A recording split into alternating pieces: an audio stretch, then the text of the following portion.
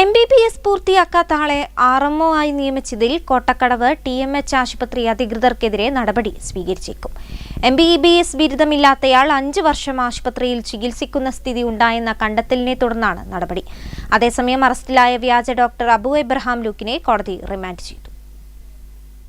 കഴിഞ്ഞ ദിവസം അറസ്റ്റിലായ വ്യാജ ഡോക്ടറുടെ രേഖകൾ ആശുപത്രി അധികൃതർ കൃത്യമായി പരിശോധിക്കാതെയാണ് നിയമിച്ചതെന്ന് പരിശോധനയിൽ കണ്ടെത്തിയ സാഹചര്യത്തിലാണ് ആശുപത്രി അധികൃതരെ കേസിൽ പ്രതി ചേർക്കാനുള്ള നടപടികൾ പോലീസ് കൈക്കൊള്ളുന്നത്.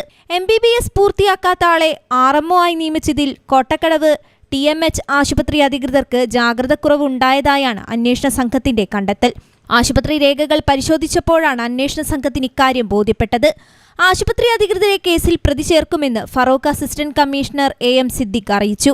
അതേസമയം അറസ്റ്റിലായ വ്യാജ ഡോക്ടർ പത്തനംതിട്ട, തിരുവല്ല, ചാത്തങ്കേരി, വലിയപറമ്പിൽ അബു എബ്രഹാം ലൂക്കിനെ കോടതി റിമാൻഡ് ചെയ്തു. തിരുവല്ല സ്വദേശിയായ അബു എബ്രഹാം ലൂക്ക് 2011 കോഴിക്കോട്ടെ സ്വകാര്യ മെഡിക്കൽ കോളേജിൽ MBBS പഠനത്തിനെത്തുന്നത്. സെമസ്റ്റർ പരീക്ഷയിൽ തോറ്റതോടെ പഠനം പൂർത്തിയാക്കാനായില്ല. തുടർന്നാണ് സമാന പേരുള്ള മറ്റൊരാളുടെ ബിരുദ രജിസ്റ്റർ നമ്പർ ഉപയോഗിച്ച് ചികിത്സ തുടങ്ങിയത്.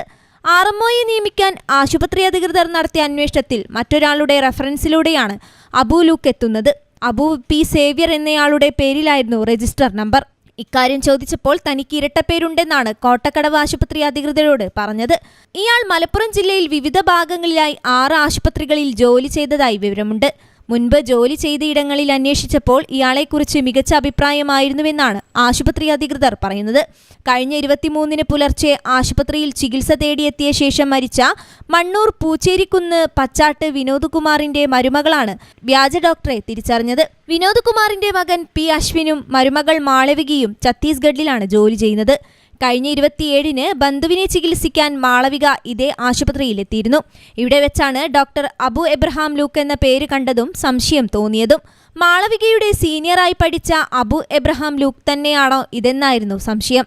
സീനിയറായി പഠിച്ച അബു പഠനം പൂർത്തിയാക്കാതെ കോളേജ് വിട്ടിരുന്നു. തുടരന്വേഷണത്തിലാണ് അതേ ആളാണ് വർഷങ്ങളായി ചികിത്സ നടത്തുന്നതെന്ന് തിരിച്ചറിഞ്ഞത്. ഇതോടെയാണ് കുടുംബം പോലീസിൽ പരാതി നൽകിയത്. News bureau, Kozhikode.